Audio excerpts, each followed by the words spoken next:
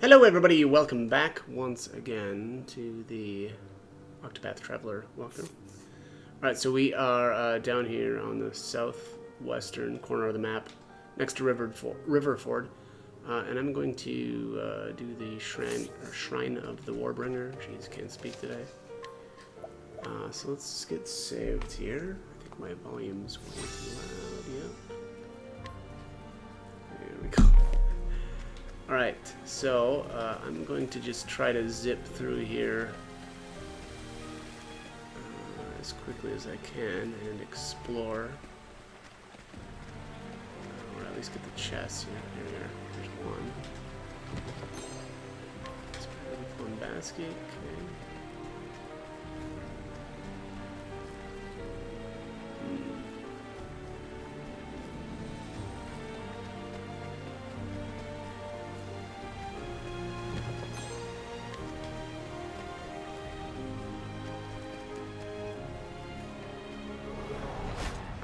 Let us hunt him. Alright, what do we have here? Shadow Remnant. I assume that means this thing's going to be vulnerable to light. A tempest of ice shall rage! Out of my way.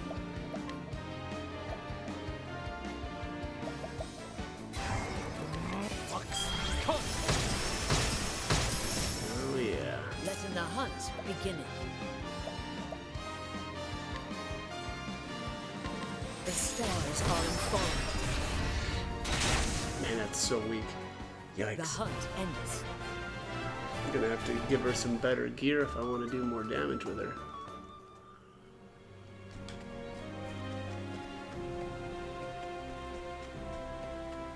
Nothing there.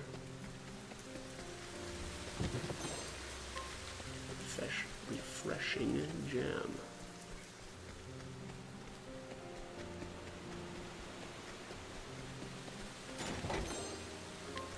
$30K, alright. Luck money.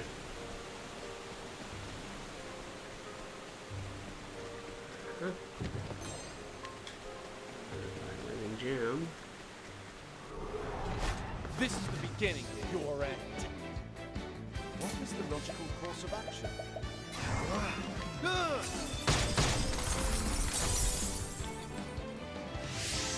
My turn now. Seems like a pretty decent spot, or would be a pretty decent spot to level.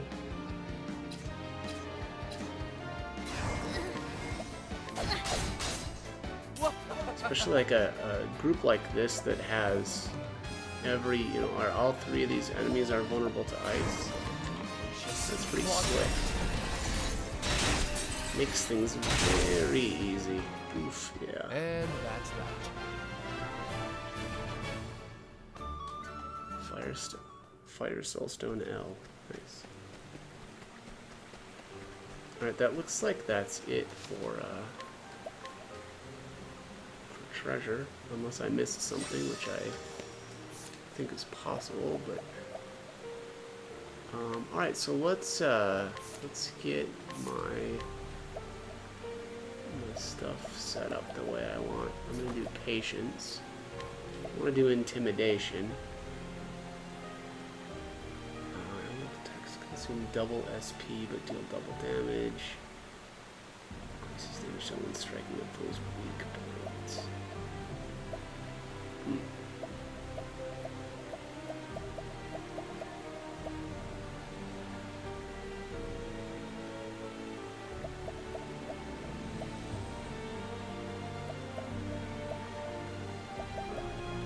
What I really should have on him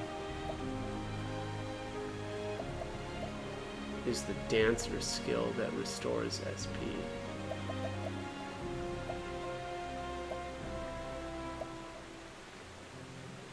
Though, I think I'm just gonna go stronger strikes.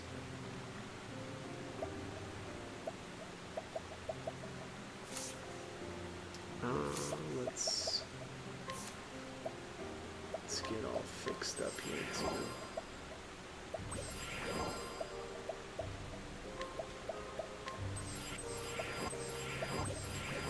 Okay, I'll save one last time here, and then we'll get started.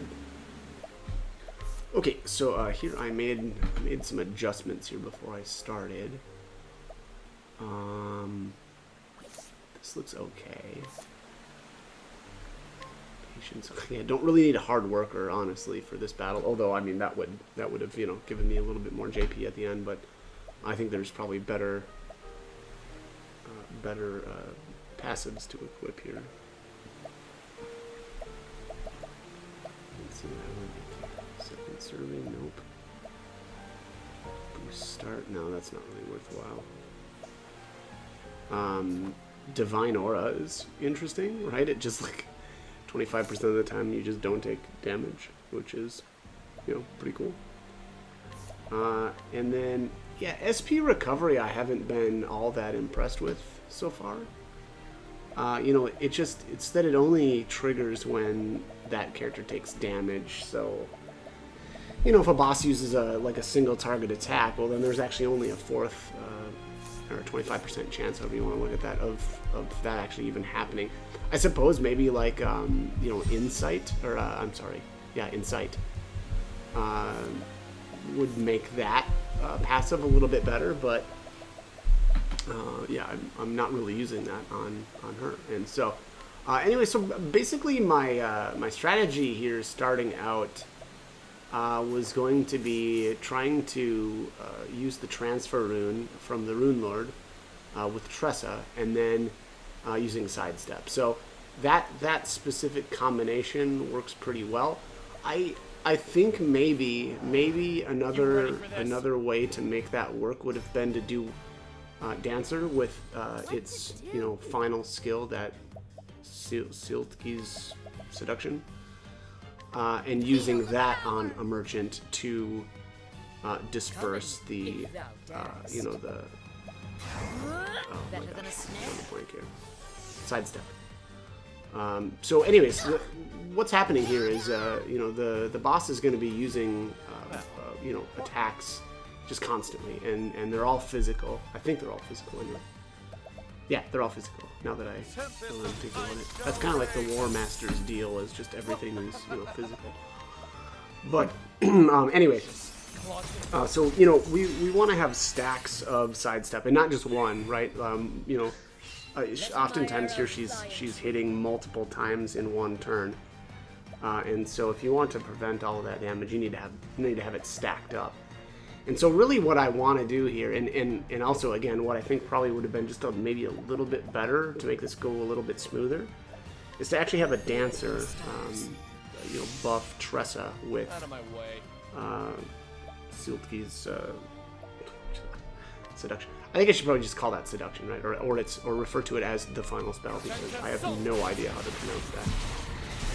But anyways, you know, it does make it so that buffs are multi-target instead of just single. Hopefully that works anyway. Actually, that's another one of those deals where I haven't actually tried that. I just assumed that would work. You know, hopefully it's not like some bizarre thing where, you know, that specific skill would still only be a single target. I don't know, but in that case, then you would need to do, like, you know, runelord Tressa and have her transfer rune the sidestep onto the other characters. But there you have it. So you know, here I'm down to 1 sidestep on Therion, 2 on Hanit, and then, you know, 2 on Cyrus. You know, the other thing that you could do too, maybe, I don't know, that it probably wouldn't. It just probably wouldn't be as effective, and it'd be kind of wasteful, is to have just multiple merchants, right? So that you could sidestep, you know, kind of yourself. But I just feel like this is a lot more efficient. So here I'm just, and unfortunately though, sidestep, if you notice there, even when you burn BP on it, which I think is, you know, is still a smart thing to do, you know, use that BP to transfer it, but it still only ever gives you one more stack. You know, it's not like some of the other buffs in the game where you'll get 2 stacks of the buff, unfortunately. But one other thing, again, I don't know if this is necessary or if it would really work that well at the end of the day, is Hanit's, and I tried this a little bit using the Moonlight is it Moonlight Reflection or something like that. It apparently is supposed to reflect melee attacks, and I'm not really sure what happened, but didn't really, yeah, Moon's Reflection didn't really seem like it was that effective, and I'm not sure why. So whatever. It's all good though. Or maybe something else was happening, and she was like, I don't know. Yeah, I don't even want to guess. But either way, I think sidestep worked better, I guess, is kind of what I'm trying to say, than that. But anyways, here, so it's looking like I went with the ethereal healing. I was a little bit nervous here because obviously, Tressa is in critical condition, and I didn't really want to, waste a bunch of turns like healing and stuff. But I don't know. It is what it is.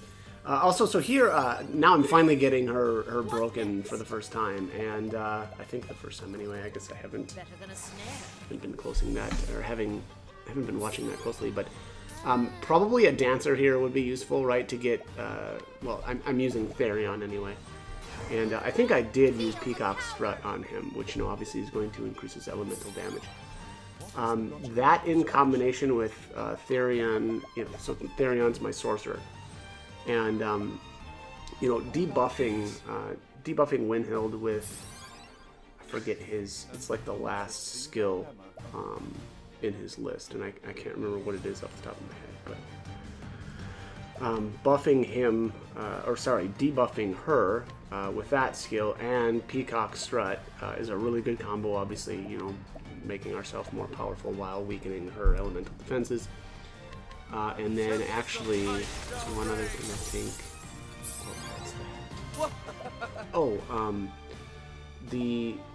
I think it's the Scholar's final skill makes it so that single target attacks, multi-target attacks, like multi-target elemental attacks, are only single target, but it increases their damage, and so. The combination of those three different things there means, I don't know if, I didn't catch if I used the sorcerer ability there, or the scholar ability there, but Therion is annihilating right now. So he's doing, what was that, like 8,000 damage, and, 3 times. Also, I should say, using transfer rune on, oh my gosh, using transfer rune on Tressa, and transferring and here, I don't know why I picked lightning. I think maybe I was thinking that she would change her elemental vulnerabilities, but she didn't do that. See, so right now she popped her shield back up, but she didn't change her vulnerabilities.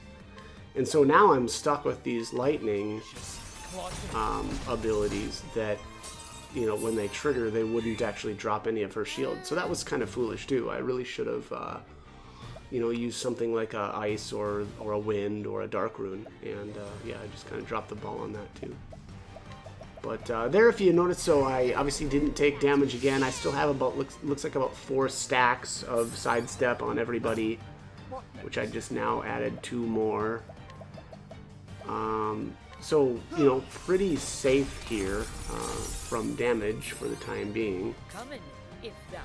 And, Tressa is slowly but surely getting some health back. Here I went for Wind, Light, and Dark. So that's going to knock off 2 shields, right? Because, she's hitting 2 of those vulnerabilities. And now I just need to use, it doesn't really matter here. I guess I just went with ice. Yeah, 4.6k on each of those. That feels good. My turn now. Let's see.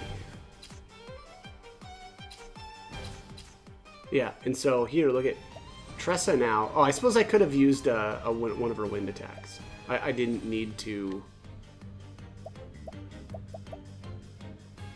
So I think I just went with a sidestep, probably. Yeah, I did. That was more because I just didn't really have. I mean, had I equipped, I don't know why. It wouldn't really matter. I could have really only knocked one shield off there regardless. But they're again shooting stars, hitting the wind and the dark element there and breaking the final two shields. And now, hopefully here I decide to actually do some damage. Let's see. I don't think he doesn't need the peacock strut. I guess did I use it on himself? Looks like I did.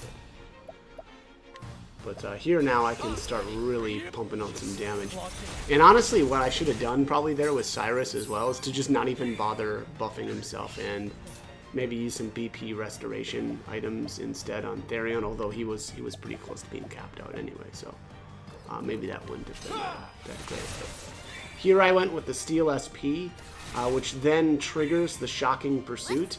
Which, you know, now that's fine, right? That I've got the lightning rune because the shields are already knocked off, but it still would have been a better idea to, you know, have him.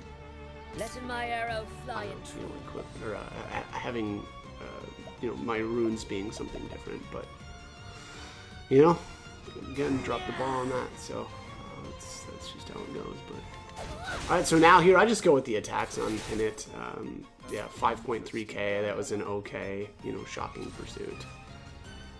Which again is the rune, I should say, that's the rune triggering from Tressa.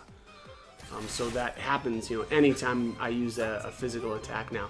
And I should also add that one of the great combinations is having, it's the hunter ability that sometimes makes it so that your, whenever you use a physical attack, you'll hit one more time.